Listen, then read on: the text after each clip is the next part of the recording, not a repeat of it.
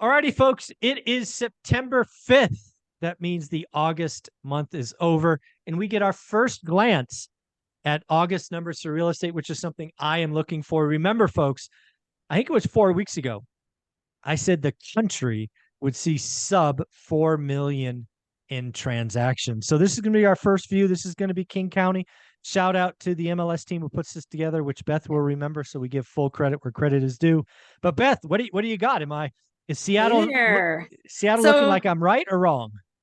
It's looking like you're right, and we don't have the. This is Get your T-shirt. Do you have them hanging up in on the side of your office there? You just pick which one you're going to wear that day. Yeah, but swing and a miss or nailed it. Yeah, exactly. I think you're going to pull out the nailed it one. I mean, we don't have the actual. I have to say, this is like a preview of the data, which is probably going to come tomorrow. But because of the holiday, we kind of have a little bit of a sneak preview. But they haven't put out the actual release yet through the Northwest MLS, and that's who provides this information and lets me share it with you folks with their permission. And I appreciate them putting it together for us. So if you like, we can dive in a little bit. Yeah, this is the one that has all the different charts and graphs, like the you'll see what I mean, the lines, so we can see the trends over time.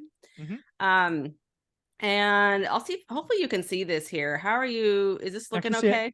Yeah, I see a chart with the red line. Yeah, so this here is the median sale price, which we follow a lot. This is King County, Washington, which is basically the greater Seattle area. And I'm not talking Tacoma and other areas of Washington, but this is basically the county in which Seattle is a part of. And also we have the east side, which is where a lot of the tech hubs are.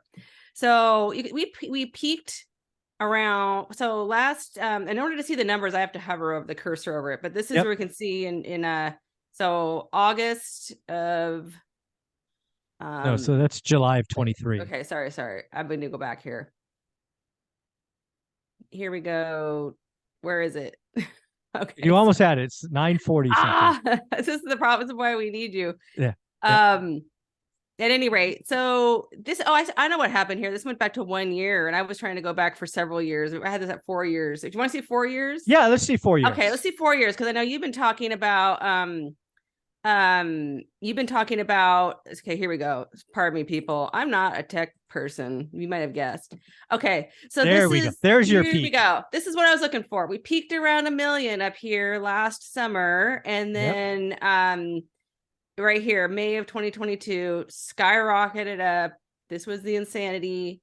And again, that's when you and I were talking every week saying, this is not normal. This is not normal. You don't do 112% of list price as an area average. Not normal, not normal. We're like, this not normal at all. And at that point, right around here was when inventory for all of King County, which is about 2.2 million people, it was 412 listings for the entire. So you're saying 412 is not normal?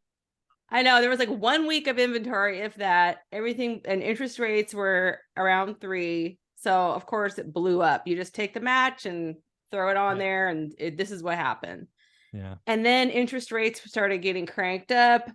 This summer of 2022 is when everything really hit the wall. That was the first time rates exceeded 6. You and I were like crickets. Nobody's going to open houses. Yes. People are taking the summer off. Down. We had a lot of motivated sellers who were starting to get panicky. A lot of times because they had already started they already were building a house somewhere else, and they were counting on their house here selling for a certain amount. And then all of a sudden it looked like all of that was in jeopardy. And there was a lot of anxiety about that. Prices were going down. Buyers didn't want to jump in because they didn't know what was happening, and who wants to jump in if prices are going down. And so they waited. Very normal. We saw they went down, and then all the way down to our low here, which was in January around, we'll call it 800. Yeah, 800. And then we've been climbing back up, and now we're a little bit at 910 in August of 2023.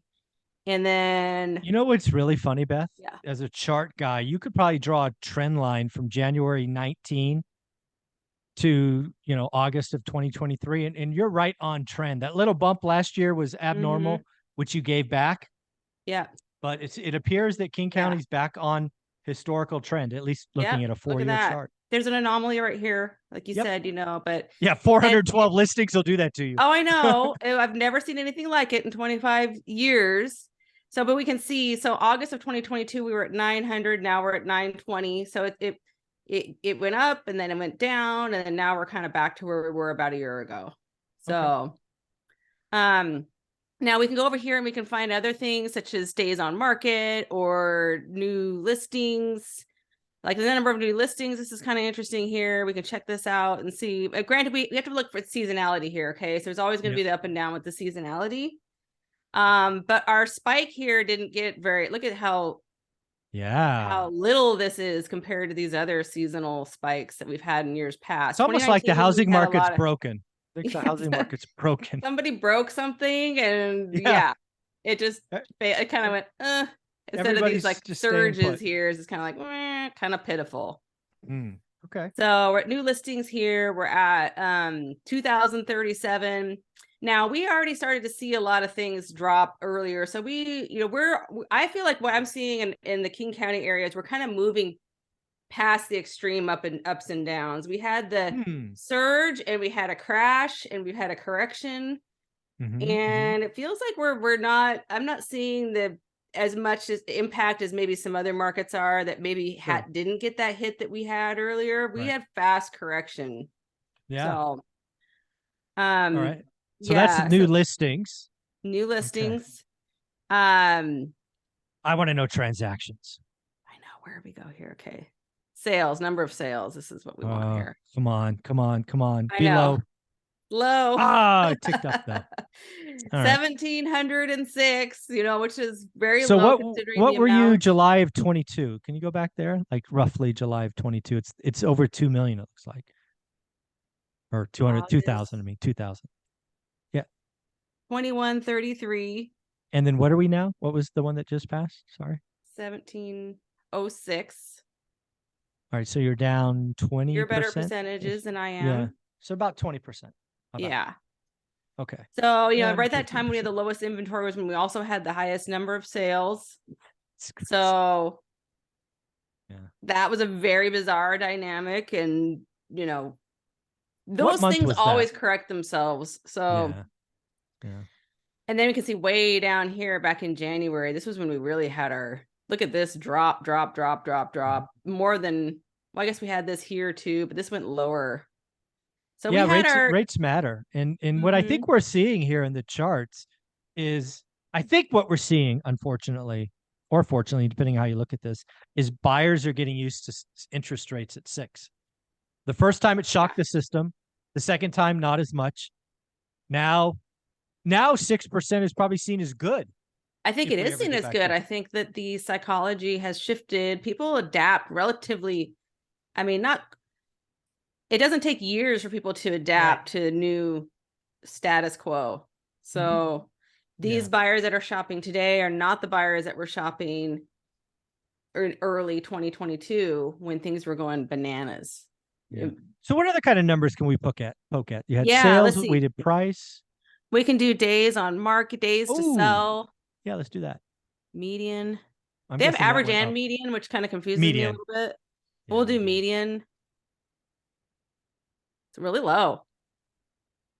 Really low. This was last summer when spiking. We went up to, what is this? 33 or so, 34 days.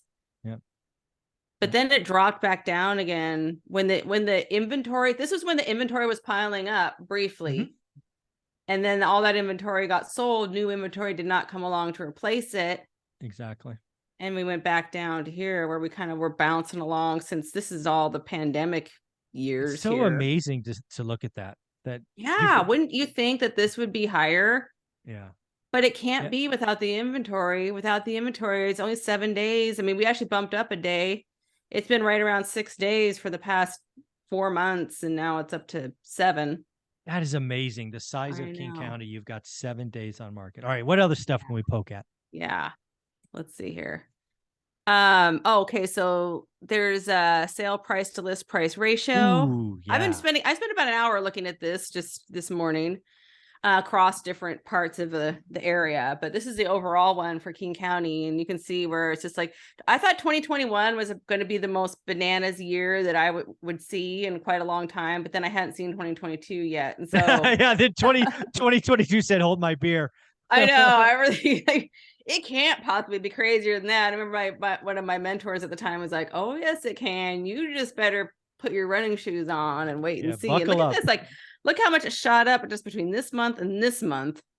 Mm. You know, it went, this was from, you know, in February, it was 110, and then it jumped up to 112 and then peaked out a 112.4. And this is for the entire, there was a lot that sold for a lot more than that much over. But yeah, this, and then look how fast it went down. Yeah. Rates matter, like you said. It went all the way down to, you know, 97.8, which still isn't bad. I'm going to say that's not terrible. No, I would say historical average for the country is right around 98 and change. So, yeah, you know.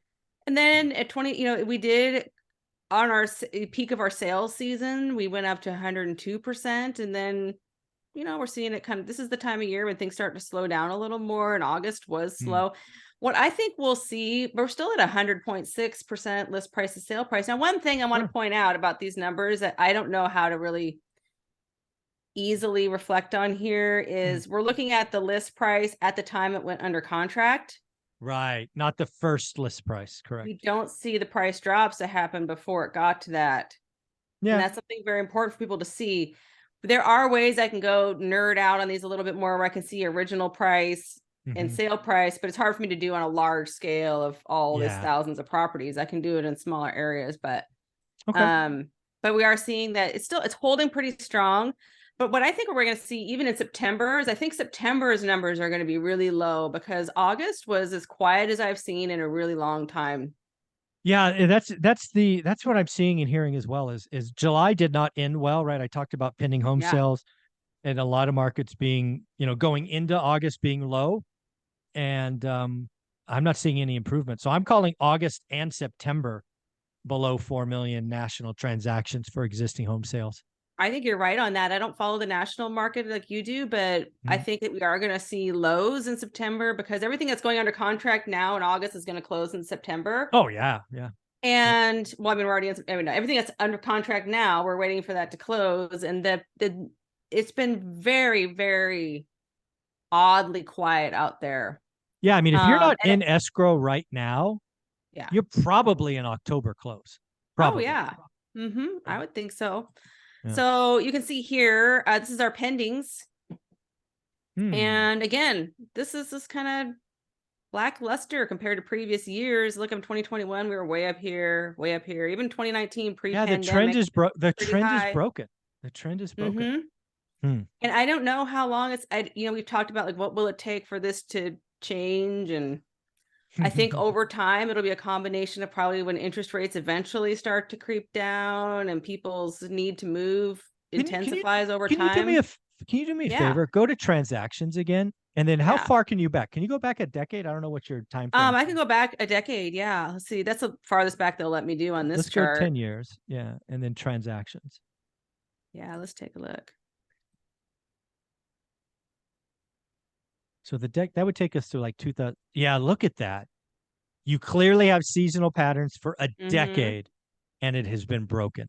This is lower than it was even as far back as this goes 2013. This is back when in the glory days of investing, when you could buy something short sale and you know, look at that.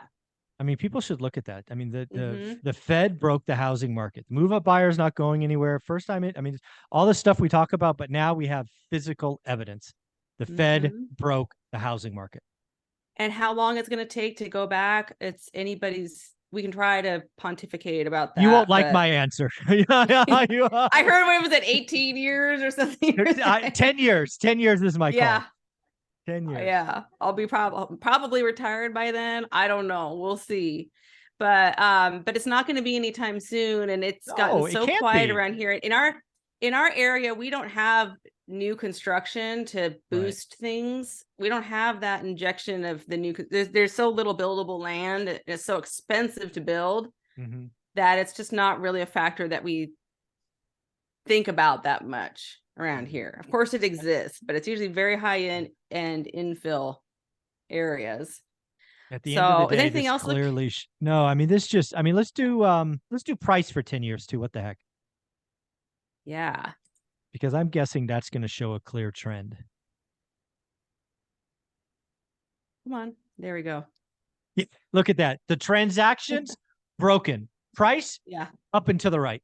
That's what Yeah. that shows. Look, you can pretty much draw a pretty straight line right here, right along that, with a few little bumps here. Yeah. And then of course this crazy That year. outlier, which was not normal, which we called not normal. Yeah. So just because we're off from this, folks, don't take that to mean that, oh, real estate, not a good investment because it was here and then now it's there.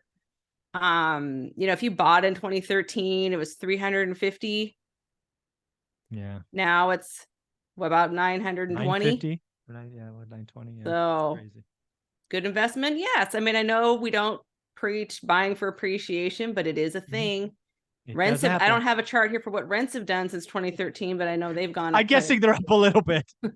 So just a little bit. So yes, if you, like you're saying, we could talk about all the time on this channel, buying something that cash flows from day one. I like ones that have opportunity to add some sort of upside, whether it's through renovation or building later or some bonus in there that you can work with, add an ADU or something. And just wait. You know, that might be the hardest part for people is you just. It takes a decade. Look at this. I keep telling people 3 steps to get wealthy: create dry powder, become elite, and then 10 years. And I can tell you, even though like it took 10 years to go from 350 to 920, it was pretty exciting for me as a new investor when I bought my first house and I saw, oh, I bought it for 125,000, and then to see it 2-3 years later be worth 160. I remember being like, whoa, I'd never thought I would have anything that was worth anything at that point, because I had no money and just barely got into my first place. But it's exciting to see that, and just while you're sleeping, this is happening more or less. Like you can just set and forget and just ride it out. Just like that old saying, one of my first mentors said, don't wait to buy real estate, buy real estate and wait. This shows you why that makes sense. And if you have, the more properties you have doing this, it just compounds over time, one rental at a time. So I wish somebody wrote that book. Beth, you do a lot of amazing stuff. You not only help people in King County, but now you are giving referrals to other top agents. How do people go, hey, I need an agent in market X, Y, or Z? Yeah, I have a great network of great agents all across America, and I've connected with a lot of people through the One Rental at a Time community, which is a lot of fun, and I get to be matchmaker, which is really cool. They can find me at bethtraversogroup.com, or just reach out to me through social media. Just type my name in, find me on Instagram, Facebook, etc. And I'm also in the One Rental at a Time Facebook group if somebody wants to ask me a question. Thank you so much. Thanks.